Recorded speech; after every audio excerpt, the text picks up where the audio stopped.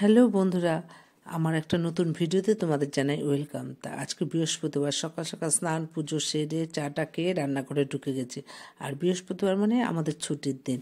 তা ছুটির দিনে তো একটু স্পেশাল কিছু হবেই। তা যাই হোক, হাজব্যান্ড যে কতবার বাজারে যায় সেটা আর বলে বোঝাতে পারবো না। তা কেননা বৃহস্পতিবারই তো দুপুরেও একটু ভালো মতো খেতে পারে, নইলে দোকানে টিফিন যায় অল্প কোনো মতে সারে। তা যাই হোক, আমি বাজার থেকে আসা আগ পর্যন্ত আমি ওই ডাল, আলু ফুলকপির তরকারি আর উচ্ছে কুমড়ো ভাজা বসিয়ে দিয়েছি। এখন কড়াইতে উচ্ছে কুমড়ো ভাজাটা চলছে আর ডালটা হয়ে গেছে।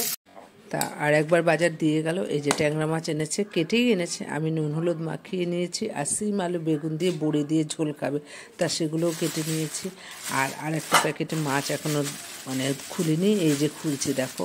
পুঁটি মাছ এনেছে, কদিন ধরেই বলছিল পুঁটি মাছ আনবে, কিন্তু দাঁড়িয়ে থেকে যে কেটে আনবে সেই সময়টুকু তো থাকে না, অন্যান্য দিন দোকান থাকে বলে। আর দেখো এই যে মাছগুলো কেটেই এনেছে, যাই হোক অসুবিধা হয় না।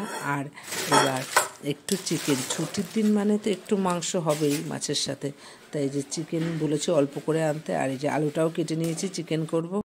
তা আজকে দেখলে তো কী রান্না হবে, ট্যাংরা মাছ দিয়ে আলু বেগুন সিম বড়ি দিয়ে ঝোল, মুসুরি ডালের সাথে পুঁটি মাছ ভাজা আর চিকেন কষা। তা চাটনিটা ভাবছি করব কিনা সেটা পরে দেখা যাবে। আর এদিকে দেখো সবজি বাজার পড়ে রয়েছে, এখন আর ধরিনি, কেন এগুলো পরে ধরবো, পরে গুছাবো।